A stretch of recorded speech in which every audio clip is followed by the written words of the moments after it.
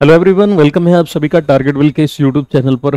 मेरा नाम है डॉक्टर साजिद अली और आज के सेशन में हम लोग पढ़ने वाले हैं 6G टेक्नोलॉजी। तो क्या है 6G टेक्नोलॉजी, इसको समझने के लिए आपको बने रहना पड़ेगा वीडियो के एंड तक। तो आप वीडियो के एंड तक बने रहिएगा और समझिएगा कि क्या है 6G टेक्नोलॉजी। 5G टेक्नोलॉजी आप सब समझते ही होंगे, यूज़ भी कर रहे होंगे। तो 6G टेक्नोलॉजी होगी ये कैसे 5G टेक्नोलॉजी से कितनी बेटर होगी, क्या इसके प्रोस एंड कॉन्स होंगे, आइए समझते हैं इसको।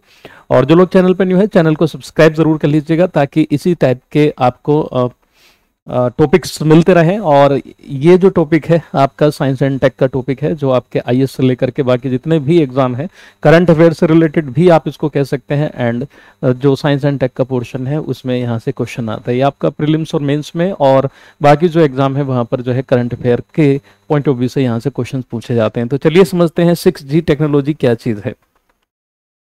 आप लोगों को अगर ये पीडीएफ चाहिए तो target will Telegram channel join कर सकते हैं या फिर टारगेट विल ऐप को डाउनलोड कर सकते हैं। वहां पर इस पीडीएफ को अपलोड कर दिया जाएगा और वहां से आप इसको फ्री में एक्सेस कर सकते हैं, डाउनलोड कर सकते हैं और अपने नोट्स बना सकते हैं, और एग्जाम के लिए ये काफ़ी हेल्पफुल रहेगा।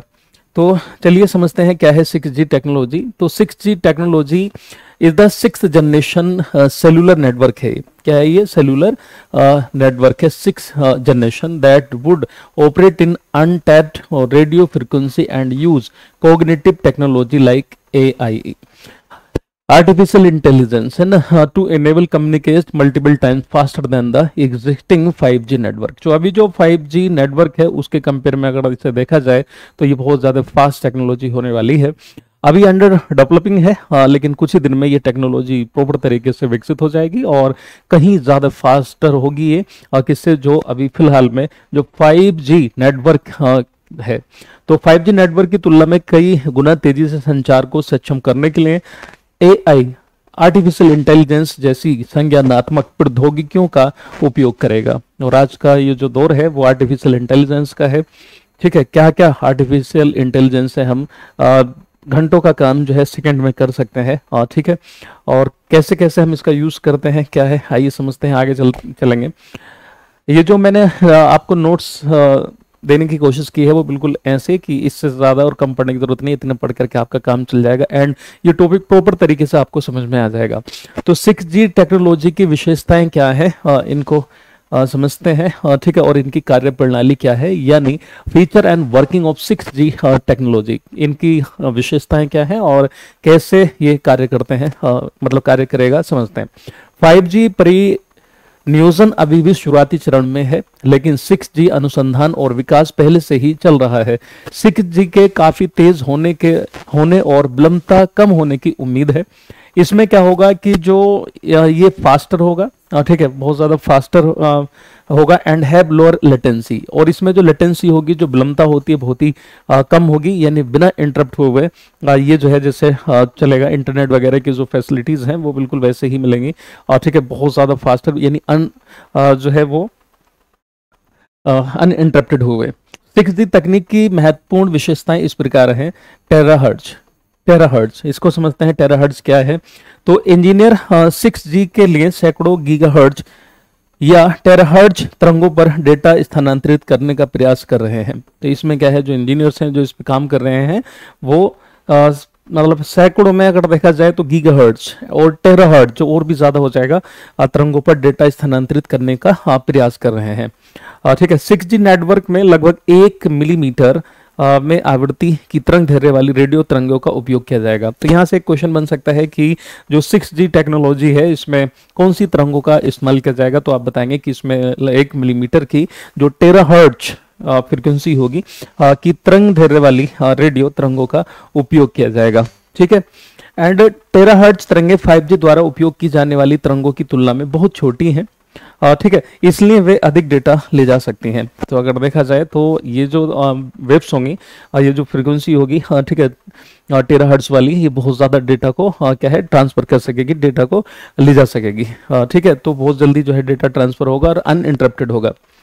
AI का उपयोग क्या होगा? ठीक है, तो AI का उपयोग ट्रैफिक प्रबंधन और डेटा वितरण विश्वसनीयता सुनिश्चित करके 6G नेटवर्क के प्रदर्शन को बेहतर बनाने के लिए किया जाएगा। तो इससे जो है ये जो 6G नेटवर्क है उससे जो मैंने हम ट्रैफिक मैनेज कर सकेंगे and ensuring data delivery reliability, ठीक है। और जो इसका प्रदर्शन होगा उसे बेहतर बनाया जा सकेगा, ठीक है। और जो इसकी विश्वसनीयता होगी वो कैसी होगी, सुनिश्चित होगी, हाँ ठीक है। तो ये कहीं अच्छी टेक्नोलॉजी होने वाली है। मैसिव MIMO क्या होता है इसमें समझिएगा, है ना। मैसिव MIMO, ठीक है, क्या चीज है ये, इसको बोलते हैं मल्टीपल इनपुट मल्टीपल आउटपुट, ठीक है। इसमें मल्टीपल इनपुट होगा और मल्टीपल क्या है इसमें आउटपुट होगा। तो इसकी फुल फॉर्म का भी ध्यान रखिएगा कि MIMO क्या है, मल्टीपल इनपुट मल्टीपल आउटपुट। तो यह एक डेटा ट्रांसमिशन और रिसेप्शन तकनीक है जो बड़ी संख्या में एंटेना का उपयोग करती है, ठीक है। तो इसमें एंटेना का उपयोग किया जाएगा। 6G नेटवर्क बड़ी संख्या में डिवाइस और कनेक्शन को समायोजित कर सकता है। इसमें है ना लार्ज नंबर में डिवाइसेस कनेक्ट हो सकती हैं, ठीक है। और इसमें जो मेंबर्स हैं लार्ज नंबर में जो है और ठीक है जोड़े जा सकेंगे और कनेक्शन दिए जा सकेंगे। 6G नेटवर्क अरबों सेंसर और एक्ट्यूएटर्स सहित भारी संख्या में और ठीक है सेंसर एंड एक्ट्यूएटर्स, ठीक है, संख्या में समर्थन करने में सक्षम होंगे। तो इनमें जो है डिवाइस को जोड़ सकते हैं, ठीक है। और जो है हाई डेटा नेटवर्क, ठीक है, यहाँ से मिल सकेगा। नेटवर्क स्लाइसिंग क्या होती है, यहाँ से क्वेश्चन बन सकता है आपका। 6G व्यापक नेटवर्क को छोटे समर्पित नेटवर्क में विभाजित करने में सक्षम रहेगा या करेगा, ठीक है। तो 6G व्यापक नेटवर्क को छोटे समर्पित नेटवर्क में विभाजित करने में सक्षम रहेगा। 6G will enable the division of wider networks into smaller dedicated networks. तो बड़े लार्ज यानी बड़े नेटवर्क को छोटे छोटे नेटवर्क में भी क्या है तोड़ के इसको यूज किया जा सकेगा, ठीक है। ये इंग्लिश और हिंदी दोनों में है, तो जिसमें भी आप पढ़ना चाहें, जिसमें नोट्स बनाना चाहें वो बना सकते हैं, बाइलिंगुअल है ये। तो इसमें विभिन्न प्रकार के ट्रैफिक को प्राथमिकता दी जाएगी और अलग अलग प्रबंधित किया जाएगा, जैसे वीडियो स्ट्रीमिंग की जा सकती है और औद्योगिक स्वचालन किया जा सकता है। यानी इसके जरिए वीडियो स्ट्रीमिंग अभी भी होती है 5G से, लेकिन इससे और ज्यादा स्मूथ चलेगी। एंड इंडस्ट्रियल, ठीक है, ऑटोमेशन किया जा सकेगा। ऑटोमेशन है ना, अपने आप में स्वचालन होगा, इंडस्ट्री अपने आप में रन करेंगे। अभी भी बहुत से प्रोग्राम अपने आप में ऑटो रन होते हैं, लेकिन इससे जो है कंप्लीट तरीके से क्या है ऑटो रन किया जा सकेगा, ऑटोमेशन कर दिया जाएगा। सुरक्षा, अब इसमें हम देख लेते हैं कि सिक्योरिटी क्या है 6G नेटवर्क में। तो in order to protect sensitive data, तो बहुत से सेंसिटिव डेटाज होते हैं ना, वो किसी देश का डेटा हो सकता है, किसी एजेंसी का डेटा हो सकता है, किसी का पर्सनल डेटा हो सकता है। 6G, तो in order to protect sensitive data and application 6G network will be highly secure. तो बहुत ज्यादा सिक्योर होगा by employing a variety of security measures such as encryption and authentication, ठीक है। तो संवेदनशील डेटा और एप्लीकेशन की सुरक्षा के लिए एनक्रिप्शन होगा, ठीक है। इनक्रिप्शन जो लगाते हैं आपने देखा होगा आज भी, जब आप किसी को व्हाट्सअप कॉल करते हैं या फिर आप जो है टेलीग्राम पे कॉल करते हैं या फिर आप जो है इंस्टाग्राम पे कॉल करते हैं, ठीक है, तो वहाँ पर लिखा आता है पहले कि डेटा है ना, इन जो डेटा की है शेयर हो रही है, इनक्रिप्टेड डेटा है। इनक्रिप्शन का मतलब होता है इस पर लेयर चढ़ी होती है सिक्योरिटी की, और मतलब एक काइंड ऑफ सिक्योरिटी लेयर्स कह सकते हैं। उनको तोड़ने के लिए क्या है बहुत ज़्यादा, मतलब उनको डिकोड करने के लिए बहुत ज़्यादा ठीक है एफर्ट लगाना पड़ेगा, और वो कोई मतलब वही कर सकता है जो उस फील्ड का है ना दिग्गज हो, और इतना करना बड़ा मुश्किल होता है क्योंकि उसमें मल्टीपल लेयर्स चढ़ी होती हैं, ठीक है। तो इस तरह से उसको डिकोड करना बड़ा मुश्किल होता है। तो इसमें और ज़्यादा क्या है डेटा इनक्रिप्टेड होगा, हाई सिक्योरिटी होगी, डेटा जो है वो सिक्योर रहेगा, तो कोई भी जो है इस तरह की चीज़ नहीं होगी किसी के साथ धोखाधड़ी ना। अब वो अलग बात है कि थोड़ा बहुत है ना इसका भी कोई ना कोई तोड़ निकाल ही लेंगे कि कहीं ना कहीं इस तरह से कर देते हैं, बट बड़ा मुश्किल होता है इसको, ठीक है, लेयर्स को हटाना। तो अति विश्वसनीयता, कम विलंबता संचार और URLC, तो याद रखेगा अल्ट्रा रिलायबल होगा ये, लो लेटेंसी कम्युनिकेशन होगा। तो URLC का मतलब क्या है, इसमें क्वेश्चन भी आ सकता है किस चीज से रिलेटेड है, तो 5G नेटवर्क से रिलेटेड है ये, और इसकी फुल फॉर्म होती है ultra reliable low latency communication, यानी अवरोध इसमें जो है बहुत ही कम होगा, विलंबता बहुत कम होगी। तो यह संचार की एक ऐसी विधि है जो भीड़ भाड़ वाले नेटवर्क में भी बहुत कम विलंबता सुनिश्चित करती है, ठीक है। तो इसमें क्या होगा कि भीड़ भाड़ वाला वाला इलाका भी होगा, बहुत ज़्यादा ट्रैफिक है ना, ट्रैफिक का मतलब वाला ट्रैफिक में समझ लेना, मतलब जो है यूजर्स है ना उस तरह से भी होंगे, तब भी ये जो है बहुत ही कम लेटेंसी के साथ जो है चलेगा, बहुत कम इंटरप्शन होगा। 5G URLLC सभी प्रमुख प्रदर्शन संकेतकों जैसे कि औद्योगिक स्वचालन हो गया, औद्योगिक ठीक है, 2 बार आ गए, देन वर्चुअल संवर्धित वास्तविकता, बुद्धिमान परिवहन, ठीक है, मेटा यूनिवर्स आदि को पूरा नहीं कर सका। तो देखिए 5G जो URLCC है यानी ultra reliable low latency communication है, could not fulfil all the key performance indicators such as the industrial automation है ना, 2 बार आ गए, वर्चुअल ऑगमेंटेड और रियलिटी, इंटेलिजेंट, ठीक है, और ट्रांसपोर्टेशन, मेटा यूनिवर्स एटसेट्रा, इनको 5G प्रॉपर तरीके से नहीं कर पाया है। तो जब ये 6G नेटवर्क आ जाएगा तो ये प्रॉपर तरीके से जो इन सब चीजों को कर सकेगा। 6G technology will lay the foundation for these emerging mission critical application for which the next generation URLLC would be required to included it। तो 6G तकनीक इन उभरते मिशन महत्वपूर्ण अनुप्रयोगों की नींव रखेगी जिसके लिए अगली पीढ़ी के URLCC जिसको कहा जाएगा XURLCC को शामिल करने की आवश्यकता होगी। तो जो है ये सारी चीजें जो है जो 5G में नहीं हो पाए वो 6G कर सकेगा। अब आता है हमारा क्या है, integrated intelligent reflecting surfaces, IIRS। अब इसको आप Indian institute of remote sensing में समझ लेना, ठीक है। तो इंटीग्रेटेड इंटेलिजेंट रिफ्लेक्टिंग सरफेस, ठीक है, ये फुल फॉर्म है। तो यह एक नई तकनीक है जिसका उपयोग रेडियो तरंगों को प्रतिबिंबित और प्रबंधित करने के लिए किया जा सकता है। यानी it is the new technology that can be use to reflect and amplify radio waves. तो इसमें जो है रेडियो वेव्स को एम्पलीफाई किया जाएगा, ठीक है। तो याद रखिएगा कि इनमें कौन सी तरंगों का इस्तेमाल किया जाएगा। This can be use to improve the performance of 6G network, ठीक है, particularly in areas where the signal reception is poor, खास करके जहां पर प्रॉपर तरीके से सिग्नल रिसेप्ट नहीं हो पाते हैं, मतलब नहीं मिल पाते हैं, तो वहां पर जो है ये नेटवर्क प्रदर्शन को क्या है बेहतर बना सकेगा और जो है किसी को भी कोई डिस्टर्बेंस नहीं होगा। अब आता है 6G टेक्नोलॉजी का जो महत्व है वो क्या है, ठीक है। तो एक तो इसमें क्या है, सस्टेनेबिलिटी है, सस्टेनेबिलिटी होगी यानी स्थिरता होगी।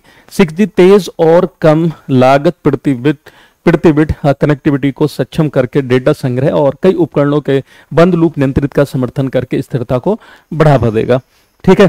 तो याद रखिएगा कि क्लोज लूप कंट्रोल होगा इसमें for numerous appliances by the enabling faster and lower cost पर बिट कनेक्टिविटी, ठीक है। तो बहुत ज़्यादा सस्ता भी होगा ये और पर बिट कनेक्टिविटी बहुत ज़्यादा अच्छी होगी। ऊर्जा कुशल यानी एनर्जी इफिशिएंट, 6G तकनीक अधिक ऊर्जा कुशल होगी और मांग कम होने पर घटकों को बंद करना और क्षमता कम करना ये इसमें पॉसिबल होगा।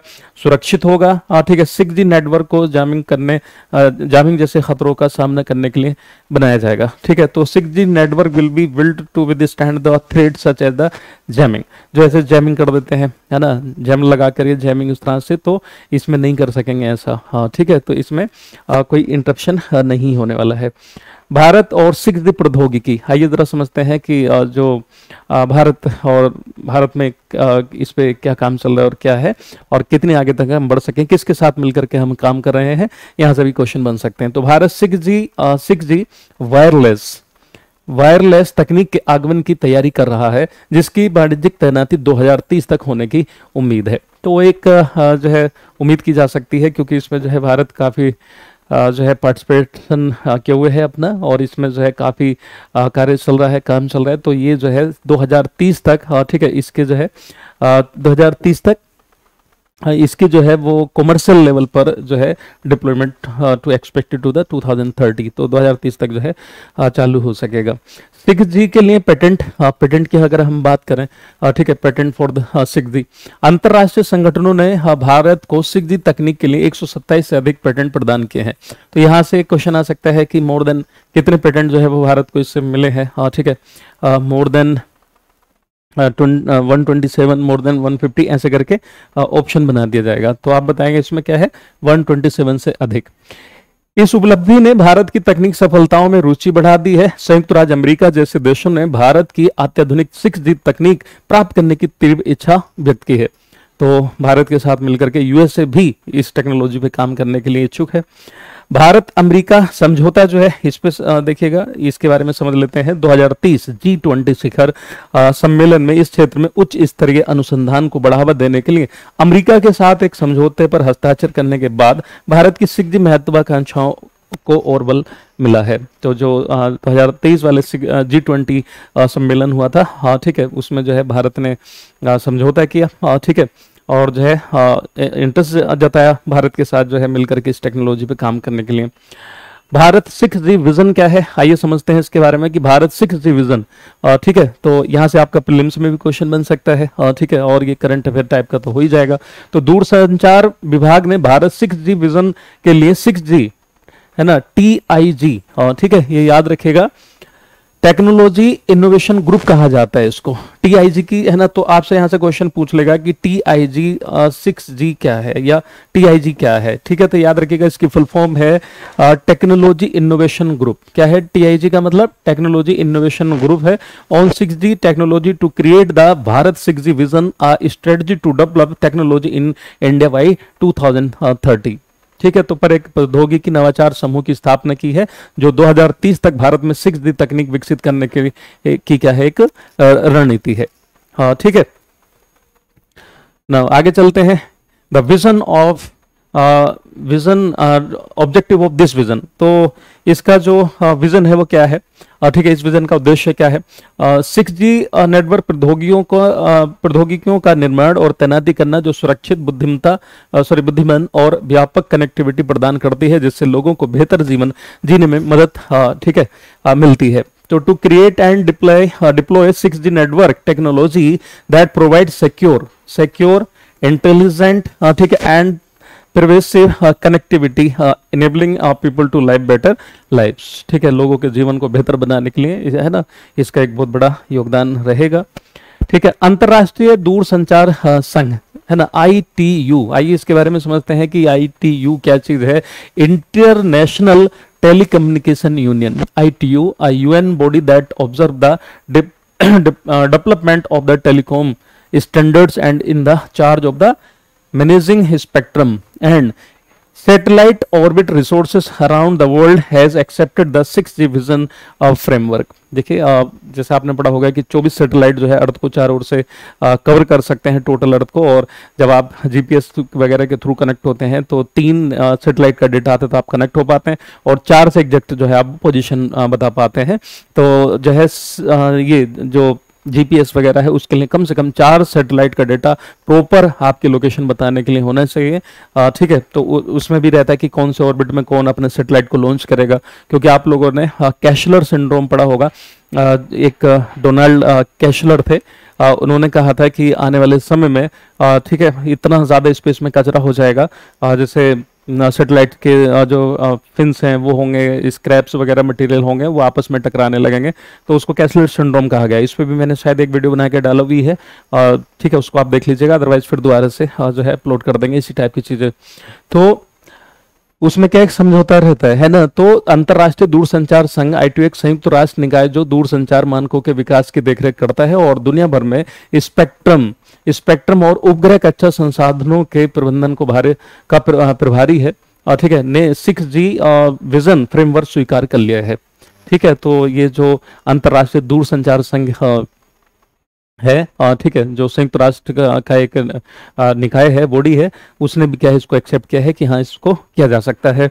भारत ने संचार मंत्रालय के तहत दूरसंचार विभाग के माध्यम से फ्रेमवर्क के विकास में महत्वपूर्ण भूमिका निभाई है, ठीक है। ये नाउ महत्व सिग्निफिकेंस समझ लेते हैं। कई देश भारत को 6G प्रौद्योगिकी क्षेत्र में निवेश के लिए एक आशाजनक गंतव्य के रूप में देखते हैं, क्योंकि देश के बड़े बाजार आकार में निवेश पर महत्वपूर्ण रिटर्न की संभावना और अनुकूल सरकारी नीतियां हैं। दरअसल ये है कि काफी यूजर्स हैं इंडिया में, इकोनॉमी ग्रोइंग इकोनॉमी है, आप सब जानते हैं, बहुत फास्ट इकोनॉमी है ना, के बारे में आपने पढ़ा होगा कि भाई पॉपुलेशन ज़्यादा होगी, यूजर्स जहाँ ज़्यादा होंगे तो वहाँ पर क्या है कंपनियाँ निवेश करना चाहती हैं क्योंकि उनके प्रोडक्ट ज़्यादा सेल आउट होते हैं। तो खैर इस टेक्नोलॉजी पे क्या है भारत के साथ कई देश जो है वो इंटरेस्ट जता रहे हैं कि भारत के साथ मिलकर के इस टेक्नोलॉजी पे काम किया जा सकता है, ठीक है। आप देखो pillars of the 6G vision है ना, याद रखिएगा कि 6G विजन के जो पिलर्स हैं वो कौन कौन से हैं, है ना, कौन कौन से हैं। तो पहली बात तो याद रखिएगा स्टैंडर्डाइजेशन,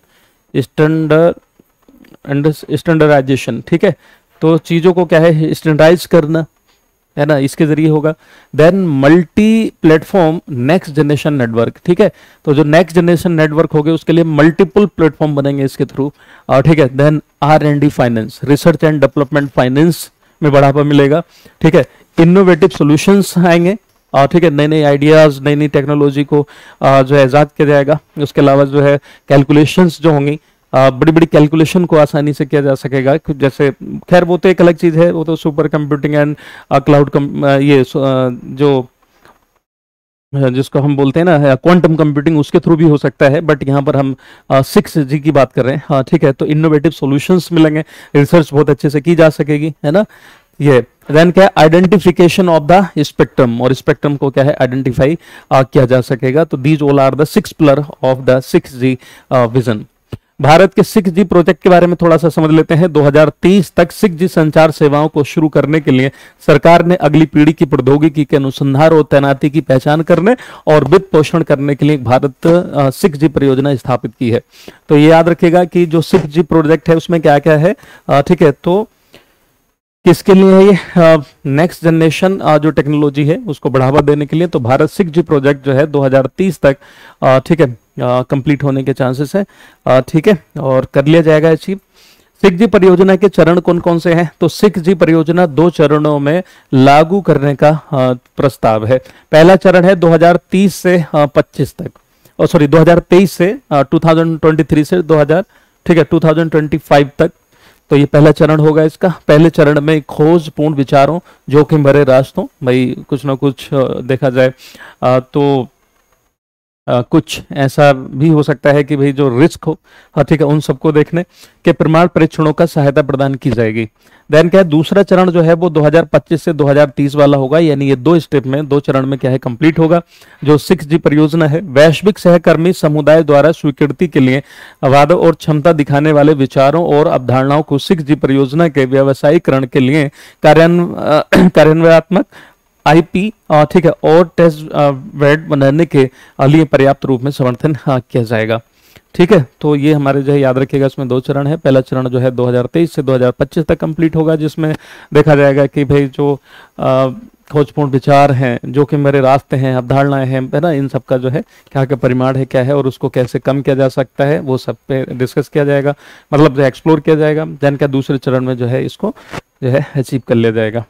उद्देश्य, भारतीय स्टार्टअप कंपनियों, अनुसंधान संगठनों, विश्वविद्यालयों द्वारा 6G प्रौद्योगिकी का अनुसंधान एवं विकास, डिजाइन और विकास को सुविधाजनक बनाना और वित्त प्रदान करना, ठीक है। तो इसको जो है कहाँ कहाँ याद रखेगा, तो फाइनेंस है ना, finance, R&D research and development, design and development of the 6G technology by the Indian startups, है ना, कंपनीज हो सकती हैं, रिसर्च लेबोरेटरीज हो सकती हैं, ऑर्गेनाइजेशंस हो सकते हैं, यूनिवर्सिटीज, कॉलेज, ये सब हो सकते हैं इसमें।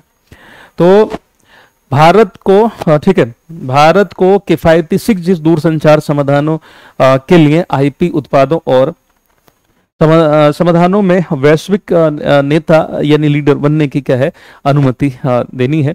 2030 तक भारत के लिए फोर्स मल्टीप्लायर के रूप में 6G तकनीक का उपयोग करने के लिए भारत और दुनिया भर में नागरिकों के जीवन की गुणवत्ता में समावेशी और महत्वपूर्ण सुधार सक्षम करना है, यानी कुल मिलाकर के जिंदगी क्या है बेहतर बनानी है, ठीक है। और जो है डेवलपमेंट तो होगा ही सभी का, ठीक है। नाउ भारत में 6G तकनीक से जो संबंधित चुनौतियां हैं वो क्या क्या आ सकती हैं, ठीक है। तो इसको भी आप समझेंगे। जटिल प्रौद्योगिकी है, जटिल प्रौद्योगिकी यानी कॉम्प्लेक्स टेक्नोलॉजी है। तो जटिल प्रौद्योगिकी अनेक घटकों और उप प्रणालियों से उत्पन्न जटिलता 6G के विकास, ठीक है, 6G के विकास और कार्यान्वयन चरणों के दौरान चुनौतियां पेश कर सकती हैं।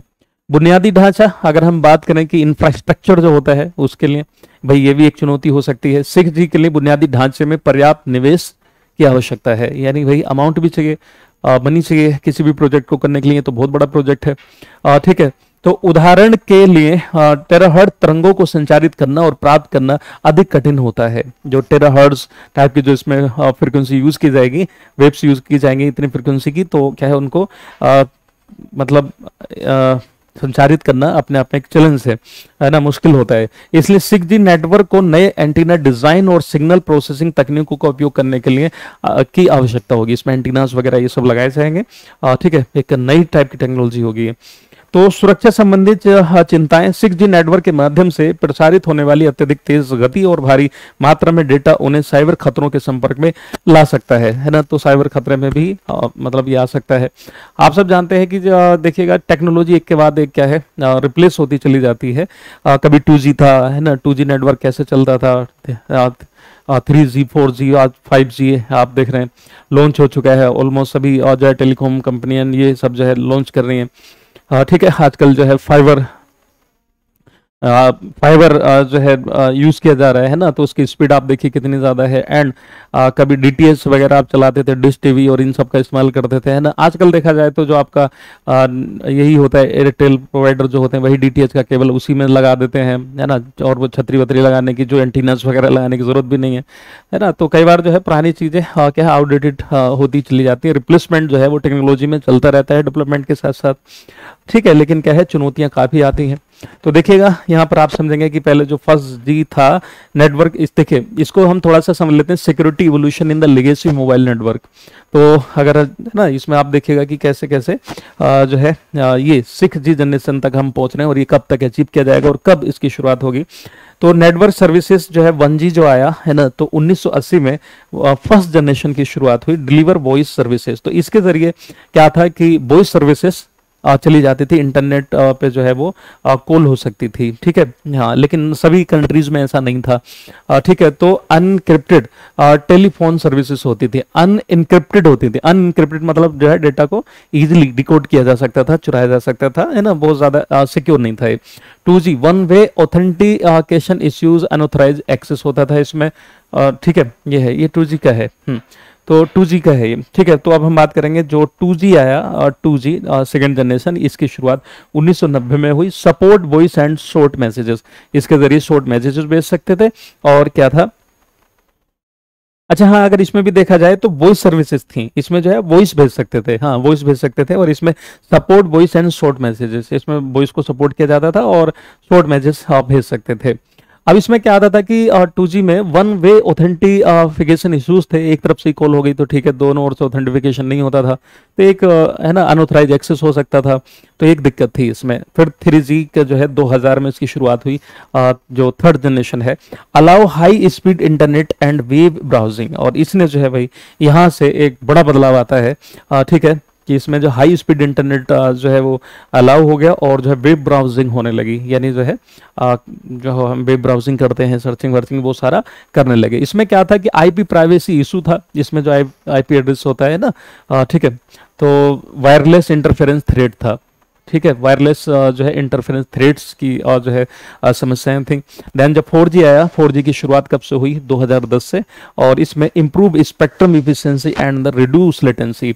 अब इसमें जो है स्पेक्ट्रम काफी अच्छा हुआ और जो लेटेंसी थी, है ना, जो लेटेंसी थी वो कम होने लगी, है ना, जो अवरोध था वो कम होने लगा।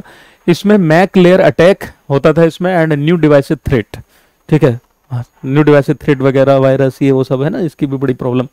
तो 5G पे क्या हुआ कि SDN एंड क्लाउड थ्रेट इसमें भी रहता है। तो इसकी जो शुरुआत है 5G की वो 2020 से हुई। अभी भी बहुत सी टेलीकॉम कंपनी जो है वो 5G नेटवर्क जो है लॉन्च नहीं कर रही है, 4G पे ही चल रहा है। लेकिन क्या है 5G को ऑलमोस्ट अब सभी करने के जो है उसमें ट्राई कर रहे हैं। Support high speed and more secure system है। आज जो ये ऑनलाइन आप देख रहे हैं ना, ठीक है, पहले ऐसा होता नहीं था क्योंकि इतनी स्पीड नहीं होती थी। जब किसी को डायरेक्ट स्ट्रीमिंग करनी होती थी तो जो ये होता था दूर संचार विभाग था, है ना, भारत का, तो उससे जो है कई महीने तक जो है परमिशन ले करके तब जो है स्ट्रीमिंग होती थी, सीधे लाइव स्ट्रीमिंग नहीं होती थी। और आज के दौर में देखो तो वीडियो कॉलिंग एंड ऑल दुनिया भर के जो है बस किया जा रहा है। ठीक है, तो इंटरनेट की खासियत है ना। उससे पहले अगर देखा जाए 2000 तक अगर देखा जाए, 2000 9 तक भी अगर देखा जाए तो उतना ये सब पॉसिबल नहीं था, बट आज के दौर में देखिए कितनी स्मूथ लाइव स्ट्रीमिंग चलती है ना। तो अब जब 6G जनरेशन आएगा तो इसकी शुरुआत जो है 2030 से होने के पूरे चांसेस हैं। इसमें अल्ट्रा लो लेटेंसी होगी, low latency services, variety of application, ERLC है ना, इंटरनेट ऑफ थिंग्स इनको कनेक्ट कर सके, मतलब बहुत ही स्मूथ टाइप की चीज़ें हो जाएंगी और इंटरनेट सर्विस जो है बहुत ज़्यादा फास्ट हो जाएगी और अनइंटरप्टेड होगी। और जहाँ पर जो रिमोट एरियाज हैं वहाँ तक भी नेटवर्क जो है बहुत अच्छे से पहुँच सकेगा, ठीक है। और एक लार्ज एरिया को कवर करके और बड़े बड़ा टाइप के जो है ना नेटवर्क है उसको शॉर्ट में करके जो है यूज किया जा सकेगा। तो ये कहीं ज़्यादा बदलाव उस दौरान आएगा।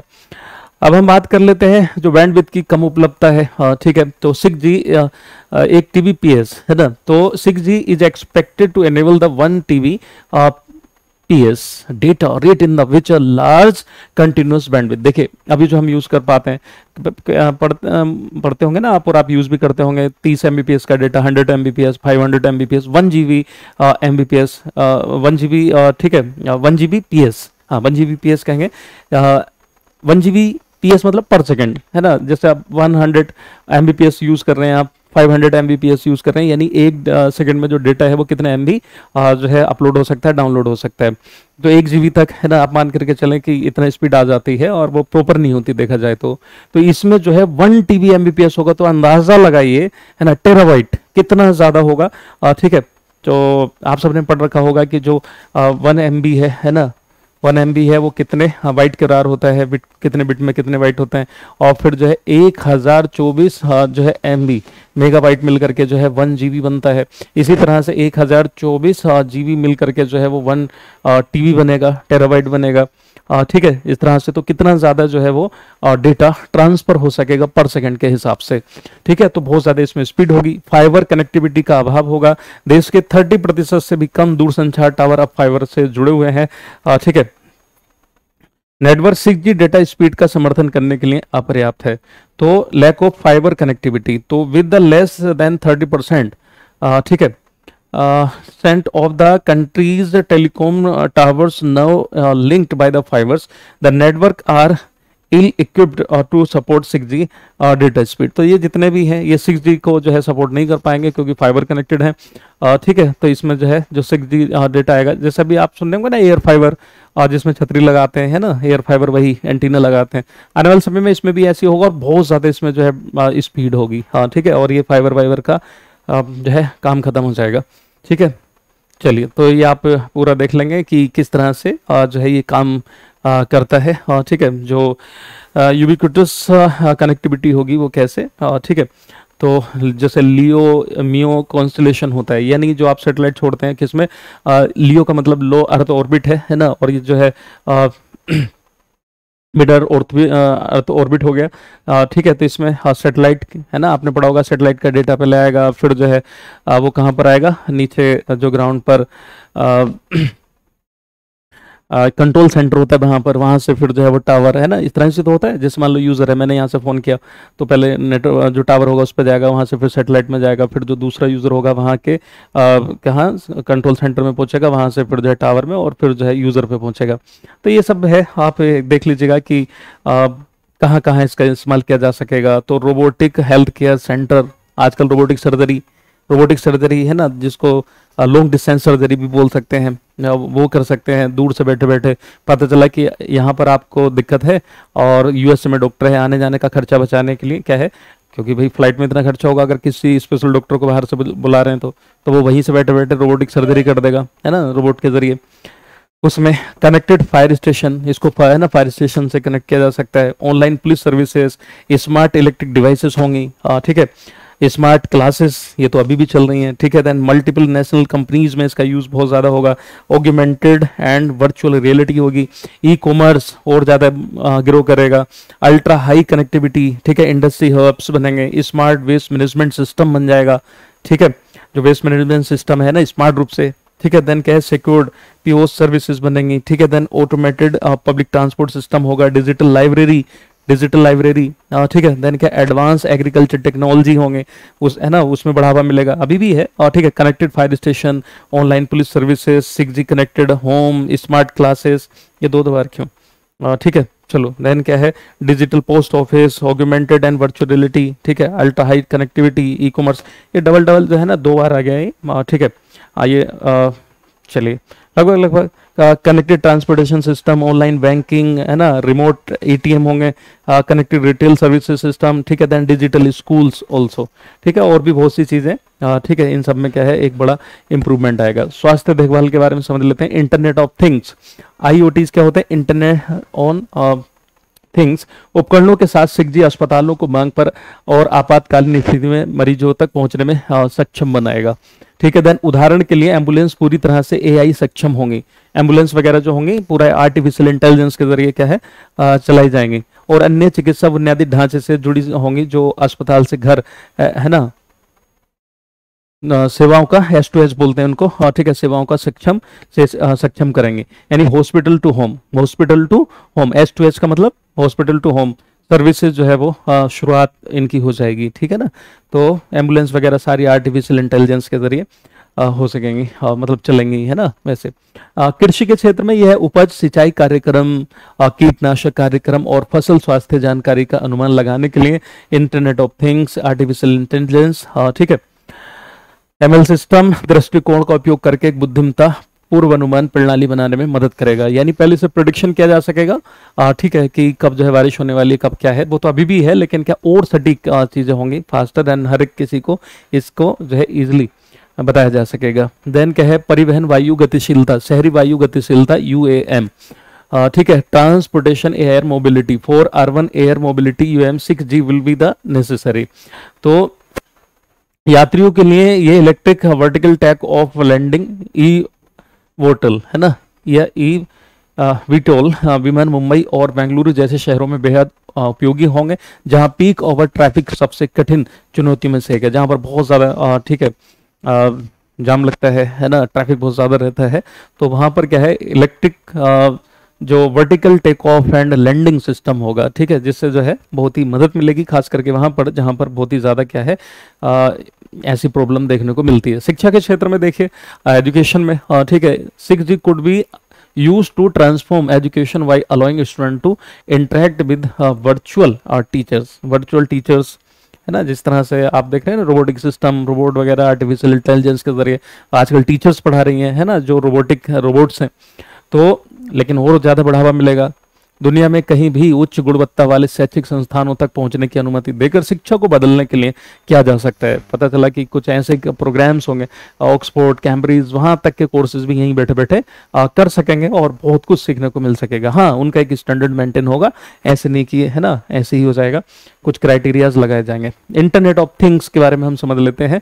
6G की उच्च क्षमता और कम विलंबता इंटरनेट ऑफ थिंग्स को और अधिक प्रभावी बनाएगी, यानी जो घरों में चीज़ें होती हैं इंटरनेट से हम कनेक्ट कर देते हैं सारी चीज़ों को, ठीक है, आजकल एयर कंडीशनर भी अगर आप देखें तो वाईफाई कनेक्टेड होते हैं। अगर आपका वाईफाई घर पे चला और आपको लगता है कि आप बंद करना भूल गए हैं, तो आप देखिएगा वहीं से बंद कर देते हैं। कार में आप जब ऑफिस से निकलते हैं, कार खड़ी है ना, तो आप यहीं से जो है AC ऑन कर देते हैं उसकी, ताकि इतने वहाँ तक कार तक पहुँचे, अंदर अगर वो गर्मी है उसमें तो वो इतने ठीक हो जाए, है ना, और जो है आपके घर के जो इलेक्ट्रॉनिक अप्लायंसेस हैं उन सबको हम कनेक्ट कर लेते हैं।